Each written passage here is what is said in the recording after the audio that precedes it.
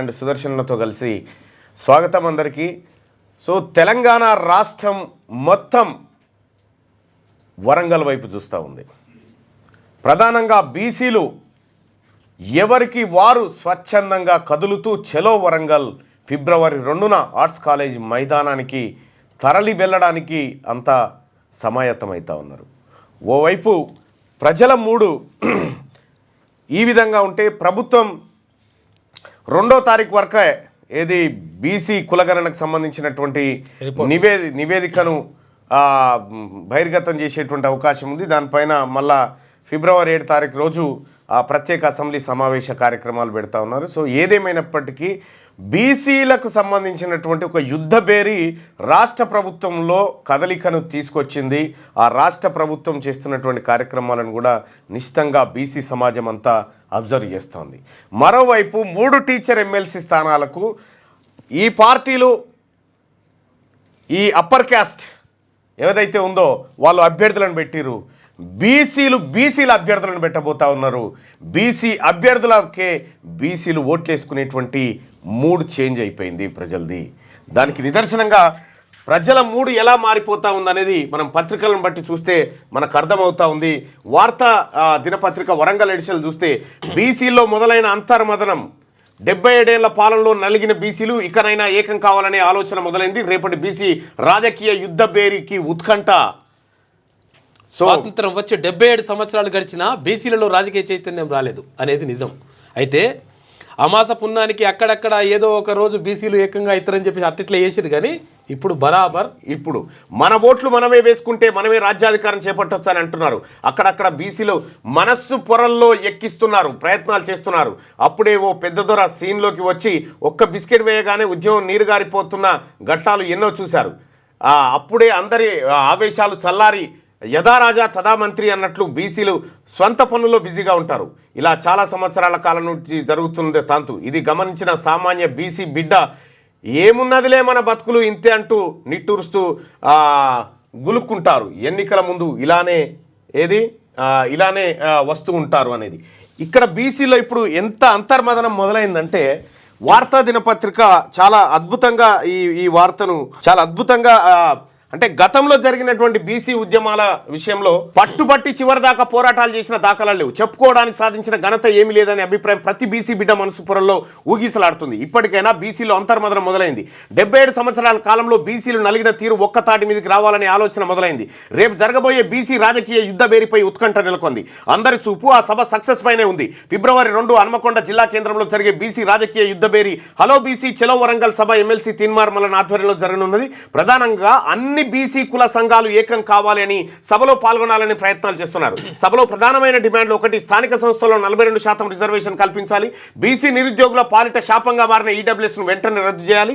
బీసీల రక్షణ కోసం అట్రాసిటీ చట్టం తీసుకురావాలని, బీసీ విద్యార్థులకు పూర్తి ఫీజు రియంబర్స్మెంట్ చెల్లించాలి, చేతి కుల వృత్తి పరిశ్రమలను గుర్తించాలని ప్రధాన ఎజెండాలో ఈ సభ జరగనుంది. గడిచింది ఇకనైనా బీసీలు ఏకం కావాలని అన్ని కులాలు మదన పడుతున్నట్టు చర్చ హన్మకొండ జిల్లా కేంద్రంలో నడుస్తున్నది.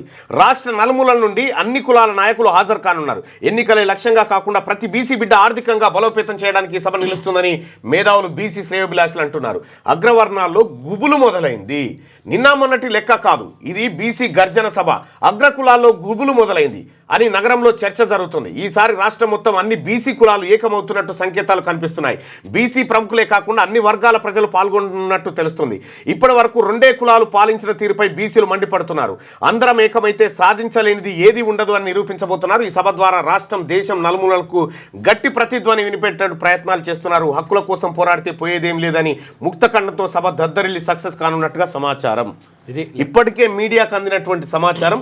ఇక వెలుగు దినపత్రిక కూడా ఎమ్మెల్సీ ఎన్నికల్లో బీసీ నినాదం, ప్రధాన పార్టీలు సంఘాల తీరుపై బీసీ నేతల ఆగ్రహం. ఎమ్మెల్సీ ఎన్నికలు జరుగుతున్న 3 చోట్ల బరిలోకి దిగుతున్న బీసీ అభ్యర్థులు.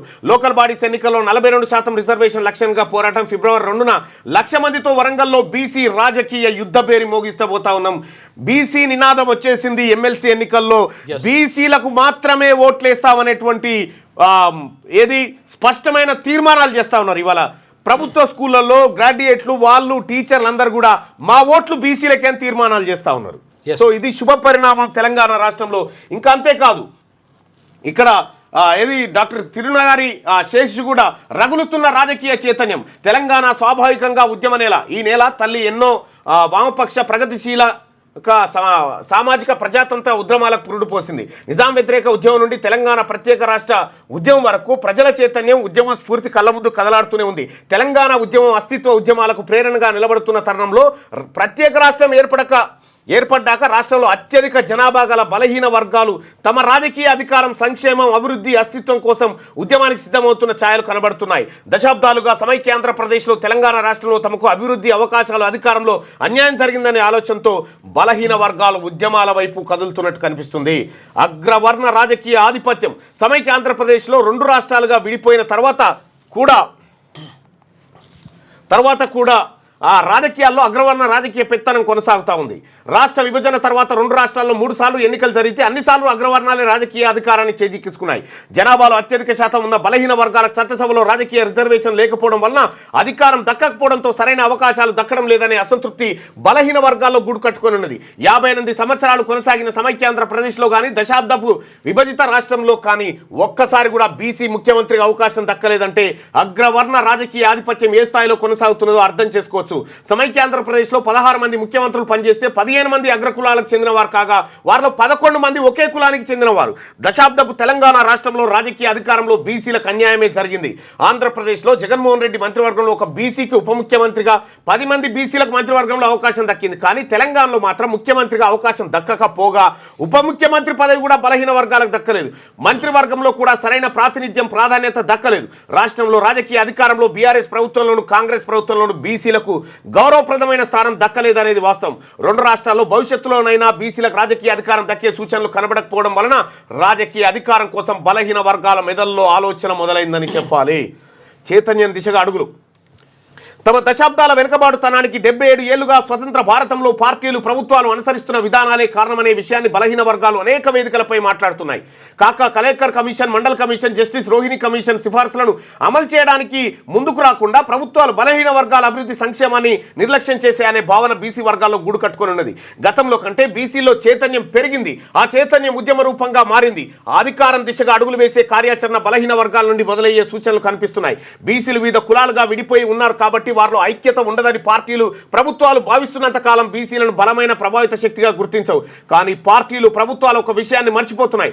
ఐక్యత లేకపోయినా బలహీన వర్గాల సమాజం తమకు జరుగుతున్న అన్యాయాన్ని, వివక్షతను గుర్తించడమే కాదు, వివిధ సమస్యలపై ఉద్యమించే చైతన్యం పెరగడం భవిష్యత్ అధికారానికి బాట వేస్తుంది. బలహీన వర్గాల్లో పెరుగుతున్న చైతన్యాన్ని గమనించిన రాజకీయ పార్టీలు బీసీలను తమ వైపుకు తిప్పుకునే ప్రయత్నాలు ప్రారంభించాయి. కాంగ్రెస్ పార్టీ పీసీసీ అధ్యక్ష పదవిని బీసీకి ఇస్తే బీజేపీ కూడా రాష్ట్ర అధ్యక్ష పదవిని బీసీలకు ఇవ్వడానికి సిద్ధపడుతుంది. అలాగే బీఆర్ఎస్ పార్టీ ఇటీవల బీసీల సమస్యలపై ఉద్యమించడం, పార్టీకి మరొక వర్కింగ్ ప్రెసిడెంట్ బీసీకి అవకాశం ఇచ్చే ఆలోచన చేస్తుందంటే బీసీలలో పెరిగిన చైతన్యానికి పార్టీలు తమ వైపు తిప్పుకునే ఎత్తుగడలో భాగంగానే చూడాలి. కానీ అగ్రవర్ణ రాజకీయ ఆధిపత్యం నుండి బయటపడాలనే ఆలోచన బలహీన వర్గాలలో కనిపిస్తుంది. స్థానికం నుండే మొదలవ్వాలి. తెలంగాణలో కులగణన స్థానిక సంస్థలో 42% రిజర్వేషన్ల అంశం బీసీలలో చైతన్యం పెరగడానికి దోహదపడింది. తెలంగాణలో ఎన్నడలేనంతగా బీసీ సంఘాలు, కుల సంఘాలు, బీసీ విద్యావంతులు బలహీన వర్గాల సమస్యలపైన, హక్కులపైన మాట్లాడుతున్నారు. ఇదే వారిలో పెరిగిన చైతన్యానికి తార్కాణం. ఈ చైతన్యం ఉద్యమ రూపంలోకి మారడానికి స్థానిక సంస్థల ఎన్నికలు, ఆ ఎన్నికల్లో బీసీల రిజర్వేషన్లు ఒక వేదికగా మారే ప్రయత్నం జరుగుతోంది. బలహీన వర్గాల యుద్ధం స్థానిక ఎన్నికల నుండే ప్రారంభించే కార్యాచరణ మొదలయ్యే అవకాశాలు కనిపిస్తున్నాయి. స్థానిక సంస్థల్లో బీసీలకు ఉన్న రిజర్వేషన్లు 34% నుంచి 23% తగ్గిపోవడం వలన బలహీన వర్గాలు 1405 గ్రామ పంచాయతీల్లో అధికారాన్ని, అవకాశాలను కోల్పోయారు. కాంగ్రెస్ ప్రభుత్వం బీసీలకు స్థానిక సంస్థల్లో 42% రిజర్వేషన్లు కల్పించకపోతే పెరగబోతున్న గ్రామ పంచాయతీలలో కలిపి 13,000 పంచాయతీల్లో ప్రస్తుతం 12,769 పంచాయతీలు, 23% రిజర్వేషన్ల దాకా వచ్చే 2,990 గ్రామ పంచాయతీల్లో 6,500 జనరల్ పంచాయతీల్లో అంటే దాదాపు 9,490 గ్రామ పంచాయతీల్లో బీసీలు ప్రెసిడెంట్గా పోటీ చేసే ఆలోచన చేసి రాజకీయ పార్టీలకు సవాల్ విసరాలి. స్థానిక సంస్థల్లో బీసీల నినాదం జై తెలంగాణ నినాదం స్థాయిలో మార్మోగాలి. అప్పుడే తెలంగాణలో రాజకీయ పార్టీలు బీసీలను ప్రభావిత శక్తిగా గుర్తించడమే కాదు, అవకాశాలు ఇవ్వడానికి కూడా ముందుకు వస్తాయి. మీ అవకాశాల కోసం, రాజకీయ పార్టీల అవకాశాల కోసం మేము వెయిట్ చేస్తలేం. నో, ఓట్లే మాతానున్నాయి. మీ అవకాశాలు మాకెందుకు? అవకాశాలు ఎవరు ఇవ్వాలి? మీరు ఇచ్చుడేంది, మేము తీసుకునేది? మీకు మాకు విడాకులు. రేపటి సభలో విడాకుల సభ అది. దశాబ్దాల వివక్షత కొనసాగుతుందని చెప్పి డాక్టర్ తిరునగారి శేషు రాసినటువంటి కథనాన్ని చూస్తాను. ఇట్లా వార్తాపత్రికల్లో చర్చ మొదలైంది. మేధావి వర్గం బీసీలకు సంబంధించినటువంటి అంశాన్ని చర్చిస్తూ ఉంది. ఇవాళ జాతీయ వెనుకబడిన తరగతుల దినోత్సవం అట. వెనుకబడిన కాదు, జాతీయ బిగ్ క్లాస్ దినోత్సవం, బెస్ట్ క్లాస్ దినోత్సవం. సో ఇట్లా మొత్తం అంతటా కూడా అంతర్మథనం స్టార్ట్ అయిపోయింది. అన్ని పత్రికలు, అన్ని ఛానళ్ళు కూడా అనివార్యంగా ఇక బీసీల గురించి మాట్లాడకపోతే బతుకు తెరువు లేదనేటువంటి తప్పనిసరి పరిస్థితి క్రియేట్ అయింది. బీసీ సమాజమా హ్యాట్సప్, మీరు నెత్తికెత్తుకున్నటువంటి వాదం 100% విజయ తీరాన్ని చేరుతుంది. ఈ రాష్ట్రం మీది, ఇది బీసీలది, ఇది ఎస్సీ ఎస్టీ బిడ్డలది, ఇది అగ్రవర్ణాలది కాదు, ఇది పేదవాళ్ళది. ఈ రాష్ట్రం తెలంగాణ ఉద్యమం అయితే ఎట్లయితే వచ్చిందో ఆ తెలంగాణ ఉద్యమం, మీరు వరంగల్ సభ తర్వాత రాష్ట్రంలో పరిస్థితులు కంప్లీట్గా మారిపోతాయి. ఈ వరంగల్ సభ బీసీ బిడ్డ గుర్తుపెట్టుకో, ఈ వరంగల్ సభ మన తలరాతలను మార్చే సభ. జస్ట్ ముదిరాజులు అనుకుంటేనే పెరడు మైదానం మొత్తం సరిపోలే.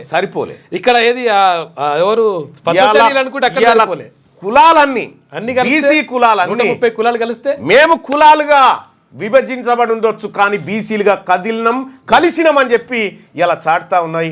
ఇలా వరంగల్ సభ కోసం రాష్ట్రం నలుమూలల నుంచి ప్రజలంతా ఆసక్తిగా ఎదురు చూస్తూ ఉన్నారు. ఎవరికి వారు స్వచ్ఛందంగా బస్సులు, కార్లు ఏది ఉంటే అది వేసుకొని వస్తూ ఉన్నారంటే, ఇలా సమాయత్తం అవుతా ఉన్నారంటే హ్యాట్సప్ టు బీసీ. నీ ఆట స్టార్ట్ అయింది. రైట్.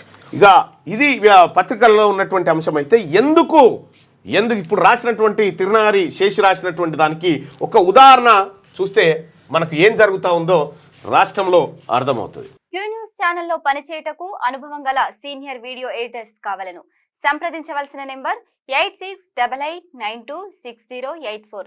QNewsADS@gmail.com ను సంప్రదించండి. లైక్ చేయండి.